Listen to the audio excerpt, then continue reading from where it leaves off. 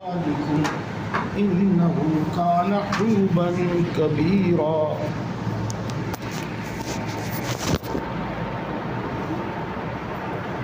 सदक़ल्लाहुल अज़ीम।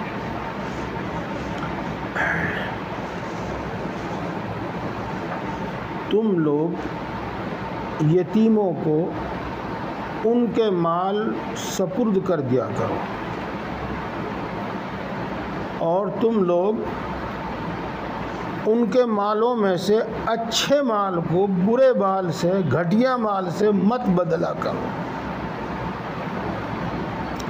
और तुम उनके मालों को अपने मालों के साथ मिलाकर मत खाया करो। यकीनन ये बहुत बड़ा गुनाह है। यतीम उस लड़के और उस लड़की को कहते हैं जिसका बाप मर गया हो और वो नाबालिग हो। वो नाबालिग 4-6 महीने, साल 2 साल का भी हो सकता है, इससे बड़ा भी हो सकता है। और आप जानते हैं कि बच्चा, उसकी परवरिश माँ और बाप ही करते हैं, और सही माना में तो परवरिश बाप करता है। इस वास्ते के सब चीज़ों की, जिन जिन चीज़ों की भी ज़रूरत होती है, सब चीज़ें तो बाप ही मुहैया करता है, और उसी के वसीले से और उन्हीं के ज़रिए से माँ बच्चे की तरबियत करती है। उसके अलावा घर में एक डंडे की भी ज़रूरत होती है, जो औरतों को, बच्चों को और जो भी हैं उन सबको कंट्रोल करें। इसके बगैर कंट्रोल नहीं होता, और ये काम भी बाप ही करता है। और उसको हक भी होता है कि उधर वो उसकी बीवी होती है, उधर उसके बेटे होते हैं, उसकी बेटियां होती हैं, बहरहाल वो कंट्रोल भी करता है। तो बहरहाल निज़ाम जो चलता है वो मर्द से चलता है, और जब मर्द न रहे, बाप सर पे न रहे, मर्द न रहे, तो गोया के सब लावारिस हो गए। न उनकी देख रेख और तरबियत हो, न सही माना में उनके कपड़े, खाने और दूसरी चीज़ों की ज़रूरतें पूरी हों, और अगर उनके पास कोई माल, जायदाद, ज़मीन, बाग, दुकान वगैरह है, न ही उसका कोई निज़ाम हो, न उसकी देख रेख हो। नाबालिग बच्चे और छोटे बच्चे तो इसमें से कुछ भी नहीं कर सकते। इसलिए कुछ चीज़ें हैं जिनका ताल्लुक़ है महज शफ़क़त से और महज उस बच्चे की दिलजोई से। हाँ, यानी जिस तरह से बच्चे अपने बाप के साथ, अपने दादा के साथ दंगा करते हैं, मस्ती करते हैं, हंसी खुशी करते हैं, खुश रहते हैं, तो उनके साथ कौन करेगा ये काम?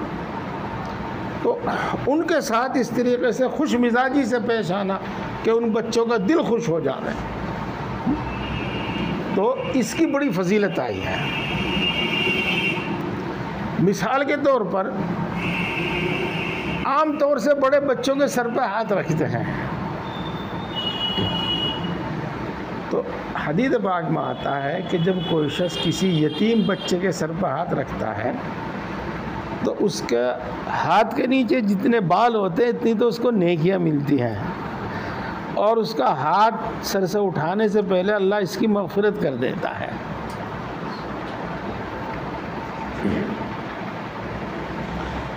इसी तरीके से रसूलुल्लाह सल्लल्लाहु अलैहि वसल्लम ने इरशाद फरमाया कि जो शख्स यतीम बच्चे की परवरिश करे तो मेरे जन्नत में मेरे और उसके दरमियान बस इतना सा फासला होगा, यानी जो मेरा मर्तबा वो उसका मर्तबा। हाँ, नबुव्वत की वजह से मेरा मर्तबा कुछ ज़्यादा होगा, उसका मर्तबा कुछ कम होगा। अगर हम अपने अल्फाज में यूँ कहें कि करीब करीब होगा तो बात आसानी से समझ में आ जाती है। और फिर हम यूँ भी कह सकते हैं कि करीब करीब होना भी कितनी बड़ी चीज़ है, कितनी बड़ी चीज़ है।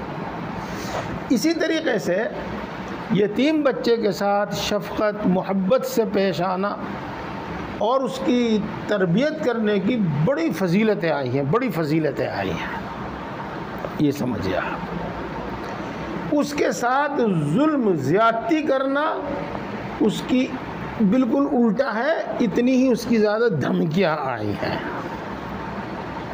इसी रुकू में आगे चलकर आवेगा, अल्लज़ीना याकुलून अम्वालल यतामा ज़ुल्मन इन्नमा याकुलून फ़ी बुतूनिहिम नारा व सयस्लौन सईरा। जो लोग यतीमों का माल खाते हैं। और प्यारे भाइयों, यूँ मत समझना कि यतीम के माल से हम मकान बना लेंगे, वो तो खाना नहीं है। और यतीम के माल से हम गाड़ी खरीद लेंगे, वो तो खाना नहीं है। ये नहीं, ये कम फहमी है। माल खाने का मतलब ये है कि उनका माल नाहक ले ले, चाहे फिर उसका मकान बनावे, चाहे गाड़ी ले, चाहे कपड़े बनावे, चाहे पेट में भरे, चाहे कुछ भी करें, तो वो अपने पेट में आग भर रहे हैं। इन्नमा याकुलून फ़ी बुतूनिहिम नारा, और ज़रूर ये एक दिन जहन्नम में दाखिल होंगे। व सयस्लौन सईरा, इतनी बड़ी धमकी दी है। तो बहरहाल शफ़क़त, मोहब्बत और उसके माल का इंतज़ाम, उसकी तरबियत का इंतज़ाम, सब कुछ शरीयत ने किया है, जैसे कि मैंने थोड़ी थोड़ी बात आपको बताई है। अब इस सिलसिले में मैं इस आयत शरीफा को समझाने के वास्ते और बहुत थोड़ी सी इबारत में, थोड़े से अल्फाज में पूरी बात समझाने में वास्ते मैं यूँ कहूँ, मिसाल के तौर पर एक मर्द का इंतकाल हो गया, शख्स का इंतकाल हो गया। अब उसने एक बीवी छोड़ी और मान लो थोड़ी देर के लिए उसने एक 17-18 साल का लड़का छोड़ा और एक 3-4-5 साल का बच्चा छोड़ा। ये तो इसका जो माल और जायदाद है वो सब कायदे कानून के मुताबिक तकसीम होगा, और किसी को किसी के हिस्से में ज़रा सी दखल अंदाजी की भी ज़रूरत की इजाज़त नहीं है। कितनी दखल अंदाजी की ज़रूरत, कितनी दखल अंदाजी की इजाज़त नहीं है। यूँ बता दूँ कि मरने वाले के पुराने कपड़े अगर यतीम बच्चा वारिस है तो किसी को वह खैरात करने का हक नहीं है। पुराने कपड़े की बात बता रहा है भाई मैं, क्यों? इसलिए कि उसके जो वारिस हैं उनमें एक यतीम है, नाबालिग है, उसकी इजाज़त का भी एतबार नहीं। अगर वो इजाज़त दे दे तब भी जायज़ नहीं है पुराने कपड़े खैरात करना। इसी तरीके से बहुत सारी जगहों पर मय्यत को दफनाने से पहले ही कुछ खैरात करते हैं, कुछ अनाज देते हैं, कोई पैसा देता है, कोई कपड़ा देता है, वगैरह वगैरह। तो इसमें से भी अगर विरासत के माल में से, जिसको तरका कहते हैं, तरका छोड़ा हुआ माल, उसमें से 5 किलो, 4 किलो, 10 किलो अनाज वगैरह अगर खैरात करना चाहें और उसमें नाबालिग बच्चा वारिस हो तो इजाज़त नहीं है। इस बच्चे की से इजाज़त लोगे तो इसकी इजाज़त का भी एतबार नहीं जान। हाँ, जो बालिग है, मिसाल के तौर पर उसकी बीवी है, वो अपने हिस्से में से जितना चाहे करे। मिसाल के तौर पर एक बालिग लड़का है, वो अपने हिस्से में से कितना चाहे करे। यहाँ एक बात और समझ लियो मेरे प्यारे भाइयों, हाँ, मरने वाले के माल में से ही आने वाले मेहमानों की दावत की जा रही है, और उसमें एक नाबालिग बच्चा भी है। तो इस तरके में से किसी मेहमान की दावत की इजाज़त नहीं है। बीवी है, उसको इख्तियार है अपने माल का, वो करे। बालिग लड़का है, वो करे, वो नाबालिग की इजाज़त के भी एतबार नहीं, तो उस माल में से आने वाले मेहमानों की भी मेहमानदारी और ज़ियाफ़त करने का जायज़ नहीं। ये समझिएगा आप। क्या किया जाएगा? मरने के बाद सबसे पहले मरने वाले के माल में से, ये सुनते रहियो, कफन दफन की तैयारी की जाएगी। यहाँ ये भी एक मसला पूछते हैं, अजी वो हमारी बेटी थी वहाँ कैराने में, उसका इंतकाल हो गया, उसका कफन किसके ज़िम्मे है? उसका कफन किसके ज़िम्मे है? ये मसला पूछते हैं। किसी के ज़िम्मे नहीं, उसका कफन किसी के ज़िम्मे नहीं, ना उसके माँ बाप के ज़िम्मे, ना उसके शोहर के ज़िम्मे, किसी के ज़िम्मे नहीं उसका कफन। जो पैसा देला उसके पास है उसमें से है कफन। कब्र खोदने की में पैसे की ज़रूरत पड़े, उसकी लकड़ी की बहुत सी जगह कब्र ख़रीदनी पड़ती है, ज़मीन ख़रीदनी पड़ती है, उसकी बात जो भी खर्च होगा उसके पैसे में से। हाँ, उसके पास ना हो फिर बराबर के हकदार है, कोई करे खर्च, फिर कोई खर्च कर दे, चाहे उसका शौहर, चाहे उसकी औलाद, चाहे उसके भाई, फिर कोई भी कर दे, अगर उसके तरके में कुछ है नहीं तो तरके में सबसे पहले उसके कफन दफन का इंतज़ाम होगा। उसके बाद देखा जाएगा कि इसके ज़िम्मे कोई कर्ज़ है कि नहीं। अगर उसके ज़िम्मे कोई कर्ज़ है तो सबसे पहले वो कर्ज़ अदा किया जाएगा। अगर उसमें सारा माल चला जावे, सारी ज़मीन चली जावे, मकान चला जावे, दिया जाएगा और पहले उसका कर्ज़ अदा किया जाएगा। वारिस कोई भी है, लड़का है, लड़की है, बीवी है, माँ बाप है, उनको कुछ नहीं मिलेगा, पहले कर्ज अदा किया जाएगा। उसके बाद देखा जाएगा कि अगर किसने किसी नेक और भले काम के लिए कोई वसीयत की है तो इसके 1/3 माल के अंदर अंदर वो वसीयत पूरी की जाएगी। उसकी एक मिसाल समझ लो आप। उसने वसीयत की कि मेरे मरने के बाद मेरे माल में से एक मस्जिद बनवाई जाए, है उसके पास इतनी गुंजाइश, एक मस्जिद बनवाई जाए। जब उसके माल का हिसाब लगाया गया तो फ़र्ज़ कीजिएगा कि वो 10 लाख हुआ। 10 लाख के बजाय 9 ले लीजिएगा, हिसाब सही आसानी से लग जाएगा। वो 9 लाख हुआ तो 3 लाख के अंदर अंदर मस्जिद बनवाई जाएगी। इससे ज़्यादा खर्च नहीं किया जाएगा। इससे आगे जो वारिस है उनकी मर्ज़ी पर है। उम्मीद है कि मेरी ये 2 बातें, 3 बातें समझ में आ गई। तो पहले कफन दफन में खर्च किया जाएगा, उसके बाद उसके ज़िम्मे जो कर्ज़ है वो अदा किया जाएगा। उसके बाद अगर उसने कोई जायज़ वसीयत की है तो 1/3 माल के अंदर अंदर वो पूरी की जाएगी। वसीयत पूरी करने में 1/3 माल से ज़्यादा नहीं खर्च किया जाएगा। ये है। अच्छा जी, इसके बाद जो माल बचता है फिर उसका शरीयत में तकसीम करने का बहुत जामे कायदा है, जो समझ तो नहीं पाएंगे आप, लेकिन बहुत कुछ समझ जाएंगे। अगले रुकू में आ रहा है, मशहूर रुकू है, सारे हाफिज़ घबराते हैं इससे। यूसीकुमुल्लाहु फी औलादिकुम लिज़्ज़करी मिस्लु हज़्ज़िल उन्सयैन, सब हाफिज़ घबराते हैं इससे। तो यहाँ आएगा वो कायदा। बहरहाल एक कायदा है। मैं मिसाल समझाने के वास्ते आपको बता रहा था कि एक बीवी छोड़ी उसने, एक बड़ा लड़का छोड़ा उसने, एक छोटा लड़का छोड़ा। चलो इसके साथ आप छोड़ लो, लगा लो एक लड़की छोड़ी उसने, इस तरह से मान। तो देखो जो 3 चीज़ें तो वो हो गई। अब जो माल बचा उसमें का 8वां हिस्सा बीवी का है, अकेली का। ये फिर 8वां हिस्से के बाद जो बचा उसमें से लड़की का 1 हिस्सा और लड़कों के 2 हिस्से। अब आप यूँ समझिएगा कि 2 लड़के हैं ना, तो 2 दूनी 4 और 1 लड़की है 5, तो 5 हिस्से किए जाएंगे। बाकी माल के 8वें हिस्से के बाद जो बचा है उसके 5 हिस्से किए जाएंगे। 2 लड़कों को और 1 लड़की को दिया जाएगा।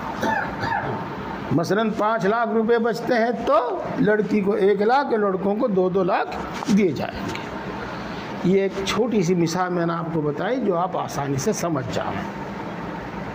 और समझिए मेरे भाई, अगर हम शरीयत की बातों को समझ लेंगे तो उन पर अमल करेंगे, नहीं तो जो रस्म और रिवाज चले आए हैं उन पर अमल करेंगे, नहीं तो जो शरीयत का वो हुकूमत का जो कानून है उस पर अमल करेंगे, हमारे अड़ोस पड़ोस में जो कौमें बसती है उनके तरीके पर अमल करेंगे।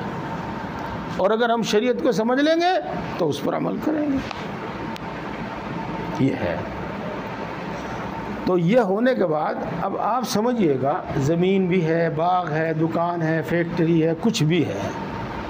तो ये एक यतीम बच्चा मान लो, या एक यतीम बच्चा, एक बच्ची मान लो, इसके माल का इंतज़ाम किस तरह होगा? इसके माल का इंतज़ाम इसकी माँ नहीं करेगी, इसका भाई नहीं करेगा, बल्कि असल कायदे में यह है कि मरने वाले को अगर मोहलत और फुर्सत मिले तो वो तय करके जावे कि मेरे इन नाबालिग बच्चों के माल की देख रेख इंतज़ाम कौन करेगा, वो खुद तय करके जावे। ये और उसको शरीयत में वसी कहते हैं, वसी। इसके बगैर आपको आयत शरीफा समझ में नहीं आएगी। अब सब कुछ समझ में आ जाएगा इंशाअल्लाह। और अगर उसको इतनी मोहलत नहीं मिली तो ख़ानदान के लोगों के मशवरे से काजी जो होता है, काजी वो मुतय्यन करेगा, लिख के तहरीरी तौर पर एक सनद देगा कि इसका वसी और इसके माल का ज़िम्मेदार फ़लाँ शख्स रहेगा। इस तरीक़े से उसके माल का एक निगरान हो जाएगा कि चाहे वो दादा मुतय्यन हो, चाहे चचा मुतय्यन हो, चाहे बड़ा भाई मुतय्यन हो, वो कोई भी हो मुतय्यन हो, वो हो जाएगा। अब उसके ज़िम्मे क्या है? उसके ज़िम्मे ये है कि वो इसके ज़मीन जायदाद की, बाग की, फैक्ट्री की, दुकान की देख रेख करेगा, इंतज़ाम करेगा और सिर्फ इसके ऊपर खर्च करेगा, इसके अलावा किसी और पर खर्च नहीं करने का। माँ अपने 8वें हिस्से में से अपना इंतज़ाम करेगी और नाबालिग बच्चे में पर उसके माल में तो सिर्फ नाबालिग बच्चे पर खर्च होगा और किसी पर खर्च नहीं होगा, और बाकी वो उठाकर जमा करके रखेगा। ये सूरत है जी। ये जो वसी मुकर्रर हुआ है इसके माल का निगरान, अगर ये अपना तमाम वक्त उसके माल की, उसकी ज़मीन जायदाद की, कारोबार की निगरानी में, देख में देता है, फिर भी इसको उसमें से कुछ लेने की इजाज़त नहीं होगी अगर इसके पास गुजारे के वास्ते दूसरा कोई ज़रिया है। और अगर इसके पास गुजारे के वास्ते कोई दूसरा ज़रिया नहीं है तो फिर ये इसमें से अपने ख़र्च के मुताबिक ले सकता है जो मुतय्यन हो, और इसके ज़िम्मे रहेगा उस माल की हिफाजत करना, उस माल को बढ़ाना और उन चीज़ों की निगरानी रखना।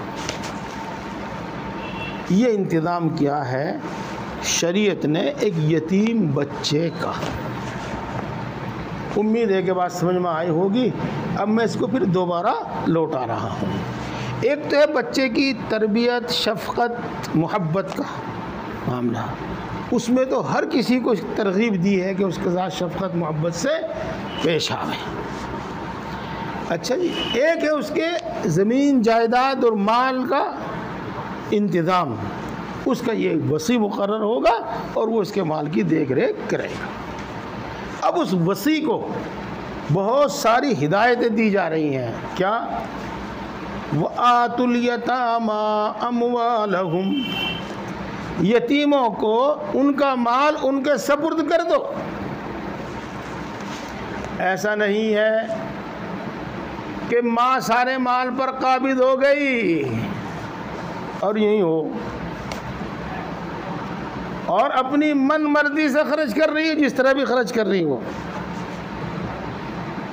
बड़ा भाई सारे माल पर काबिज हो गया, कार में बैठा हंडे फजूल उड़ावे, सारे माल का केला काबिज हो रहा।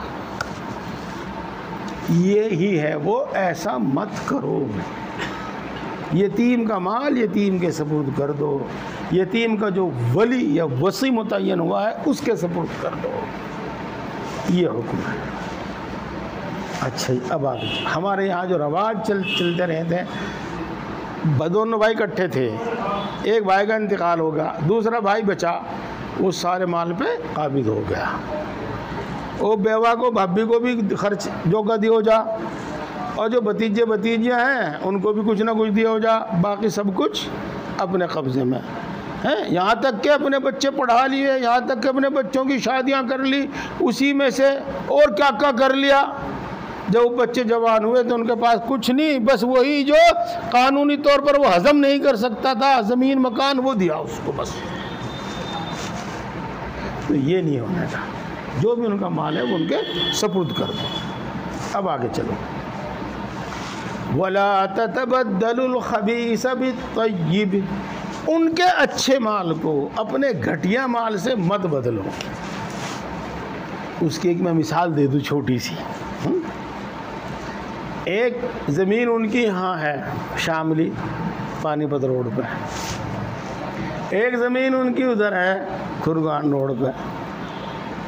अपने बच्चे की दुकान मकान तो बना दे यहाँ से, और उन यतीम बच्चों के वास्ते छोड़ दे वहाँ से। तो ये चीज़ जायज़ नहीं है। बढ़िया माल को घटिया माल से मत बदलो। वला ताकुलू अमवालहुम इला अमवालिकुम, उनके मालों को, यतीम के मालों को अपने मालों के साथ मिलाकर मत खाया करो। जैसे कि मैंने अभी बताया, भाई का सारी ज़मीन पर कब्ज़ा हो गया, चचा का ताया का पूरी ज़मीन जायदाद पर कब्ज़ा हो गया। अब आमदनी हो रही है खेत क्यार में से, ज़मीन जायदाद में से, कारखाने में से, तो चचा मौज उड़ा रहा, बड़ा भाई मौज उड़ा रहा, कोई हिसाब ही नहीं है। ये उनके मालों को अपने मालों के साथ मिलाकर मत खाओ, और ये बड़ा गुनाह है।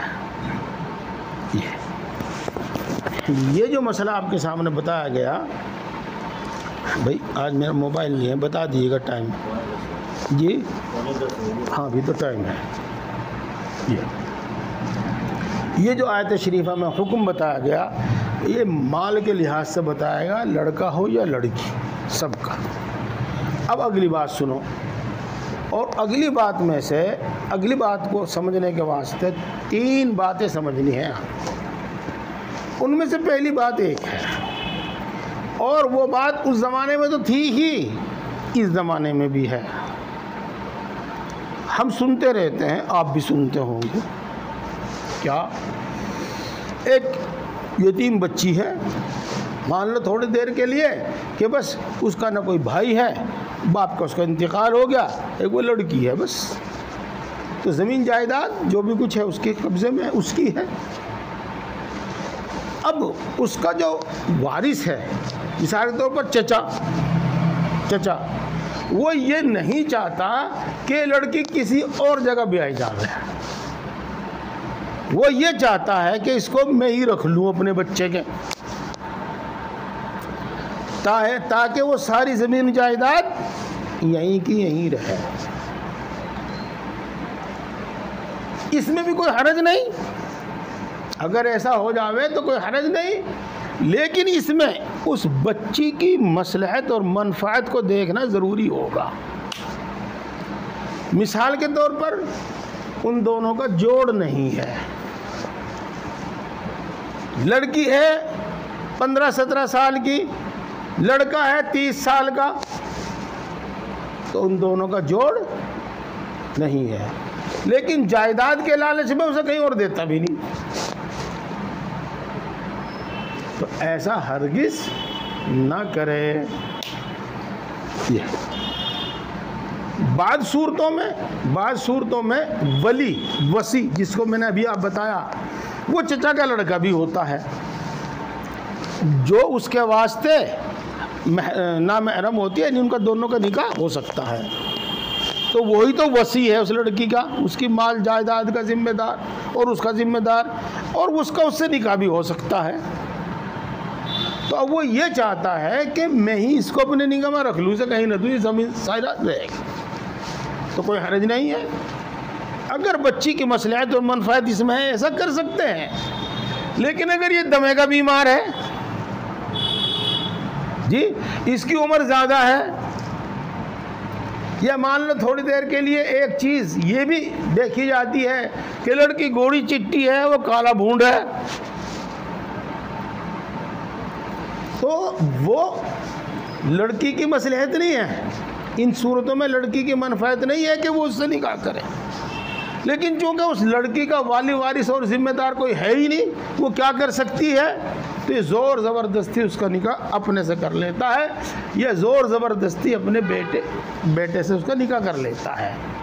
तो अल्लाह रब्बुल इज़्ज़त ने इससे मना फरमाया है। और पहली बात तो ये कि एक मोमिन की जो तरबियत होती है उसमें अल्लाह का खौफ, आखिरत का खौफ, हिसाब का खौफ, जहन्नम का खौफ इतना दिलाया जाता है, और वाकई इतना होता है कि अगर कोई कानून पर अमल दरामद कराने वाला ना भी हो, उसके दिल के अंदर जो अल्लाह का खौफ है वही कानून पर अमल दरामद कराता है। इसलिए इन बातों को सुनकर आदमी खुद ही इससे बचे, और अगर वो नहीं बचता तो फिर काजी के यहाँ इसका क्या कहते हैं, हम तो मुराफा कहते हैं, काजी के पास ये मामला ले जाया जा सकता है। ये कानून बड़े बारीक बारीक हैं, समझ में नहीं आने के, लेकिन बात को करीब जहन के करीब करने के वास्ते वो नाबालिग लड़की है, उससे नाबालिग होने की हालत में निकाह करवा दिया, चाहे अपने बेटे का करवा दिया, चाहे खुद कर लिया उससे निकाह, जिसका भी हो सकता है उससे। तो बालिग होते ही लड़की को शरीयत ने इख्तियार दिया कि वो ज़बान से यूँ कहे कि मुझे ये निकाह मंजूर नहीं है, और ये कहे कि इस पर गवाह बना ले, और फिर काजी के यहाँ मुकदमा ले जावे। तो दोस्तों, सब चीज़ों का इंतज़ाम शरीयत के अंदर मौजूद है, बात समझने और अमल करने की है ये। और फिर इसके बाद अल्लाह तबारक व तआला यूँ फरमाते हैं कि देखो, इस ज़मीन जायदाद पे तो तुम्हारा कोई हक़ नहीं, ये तो इस लड़की का ही है। रही बात ये कि अगर तुम्हें बीवी की ज़रूरत है तो दुनिया में और सारी बतेरी औरतें मौजूद हैं। तुम एक से निकाह करना चाहो एक से कर लो, दो से करना चाहो दो से कर लो, तीन से करना चाहो तीन से कर लो, चार से निकाह करना चाहो चार से कर लो। इस आयत शरीफा में ये बात बतलाई गई है। अब मैं इसका तर्जमा करता हूँ और फिर इसके बाद दो तीन चार बातें मैं इसमें बताऊँगा। व इन खिफ्तुम अल्ला तुक़सितू फिल यतामा, और अगर तुम्हें यह अंदेशा हो कि तुम यतीम बच्चों के सिलसिले में इंसाफ नहीं कर सकोगे। एक तो नाइंसाफ़ी वो है जिसका मैंने आपके सामने अभी तज़किरा किया, एक दूसरी नाइंसाफ़ी भी है, वो ये कि मिसाल के तौर पर पहले से इसके निकाह में एक बीवी मौजूद है, अब वो माल जायदाद की वजह से उस यतीम बच्ची से भी निकाह कर लेता है। और जैसे कि मैंने आपको बताया कि अगर बच्ची की मनफ़अत और मसलहत हो तो निकाह करने में कोई हर्ज भी नहीं है। अब उसने निकाह कर लिया, अब उसके साथ वो इंसाफ नहीं करता, बराबरी नहीं करता, और कोई कहने वाला है नहीं।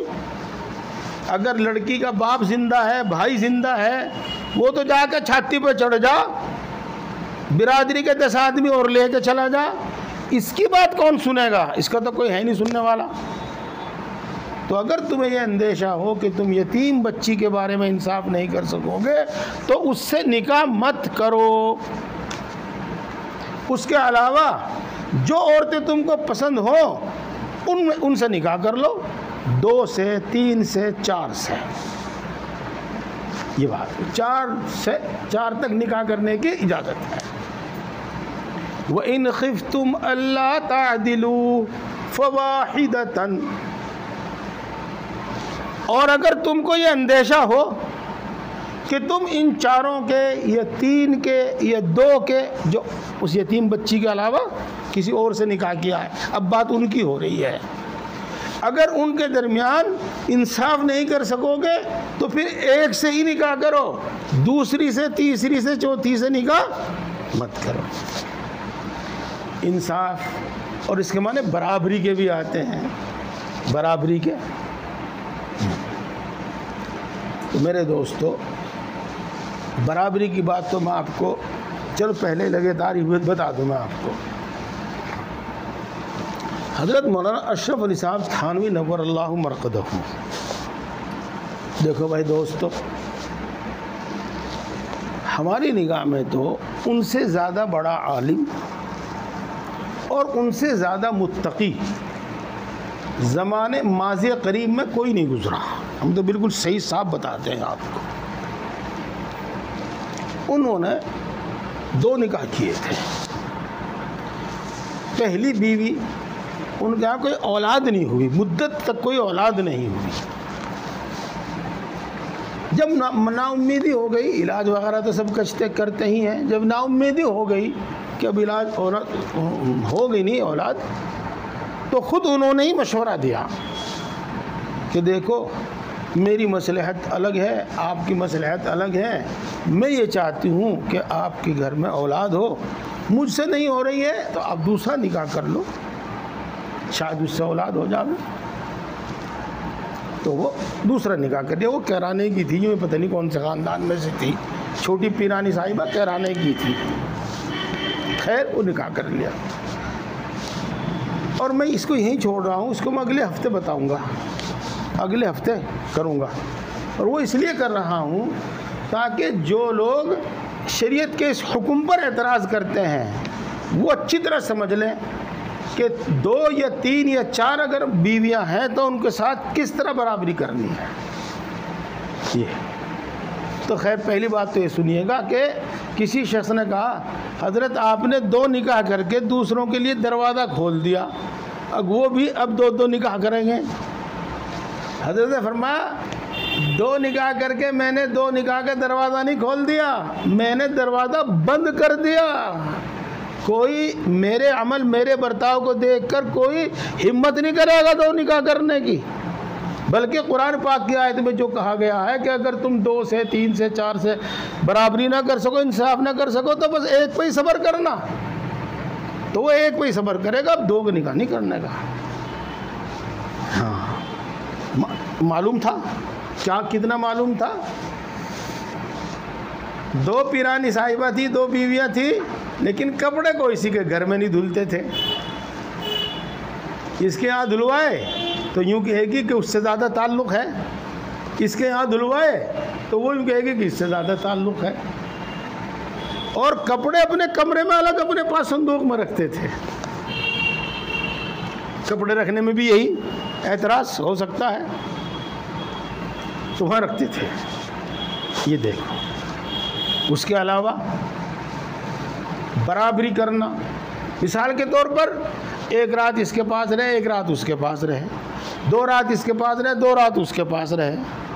ऐसा नहीं कि सारा दिन भी यहाँ पड़ा रहे, आधी रात यहाँ पड़ा रहे, फिर जावे वहाँ से दूसरी के पास, ऐसा नहीं होगा। बराबरी करनी पड़ेगी। उसके अलावा हजरत के यहाँ हदिये तोहफे लोग लाते रहते थे, और ये कुछ है सिलसिला, इसे छोड़ते हैं, फिर कभी बताएंगे। एक शख्स 2 तरबूज लेके आया और दोनों लाके हजरत को पेश कर दिए। हजरत ने कबूल कर लिए कि वो लाता रहता था, ताल्लुक़ था, खुलूस था। फिर इनके खादिम थे, न्याज उनका नाम था, मैं न्याज तराजू ले क्या। तो वो जो देहाती चौधरी साहब 2 तरबूज लेके गए थे, वो कहने लगे तराजू का क्या करेगा भाई, मैं इन्हें तोल लूँगा और दोनों को बराबर करके घर भेजूँगा। लगा मैं तुझे जानू हूँ, मैं दोनों तोल के लाया, बराबर हैं, चाहे तोल के देख लें। हाँ, फिर फरमाया भाई नियाज छुरी भी ला, तराजू भी ला।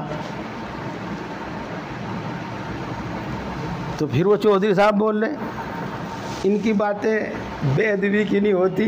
हाँ, ज़रा अल्फाज कुछ ऐसे होते हैं कि अब क्या करेगा, क्योंकि इसमें से आधा काटूंगा और इसमें से आधा काटूंगा, आधा इसमें से आधा इसमें से, दोनों बराबर करके जब भेजूँगा, क्या पता ये कच्चा हो ये पक्का हो, और क्या पता ये मीठा हो और ये फीका हो। अरे भाई तू तो घनी बरीकी पे चला है। मेरे प्यारे भाइयों, इस तरीके से बराबरी करनी है। हज़रत मौलाना अशरफ अली साहब थानवी नव्वरल्लाहु मरक़दहू फरमाते हैं कि जिसकी बारी होती है, यानी आज रात जहाँ रहना है, जिसकी बारी होती है, मैं दूसरी का उस दिन अपने दिल में ख्याल लाना भी गवारा नहीं करता। ये तो मैंने थोड़ी सी बात इसलिए बताई है कि शरीयत के उसूल के मुताबिक 2 निकाह, 3 निकाह, 4 निकाह किए जावें तो इससे औरत पर कोई फ़र्क नहीं पड़ता, औरत पर कोई फ़र्क नहीं पड़ता। और क्या ज़रूरत है 2 निकाह करने की या 3 निकाह करने की या 4 निकाह करने की, इंशाअल्लाह ये मैं बताऊंगा। इस बात आयत शरीफा की तफसीर अभी अधूरी रह गई है, इंशाअल्लाह अगले हफ्ते में पूरी होगी।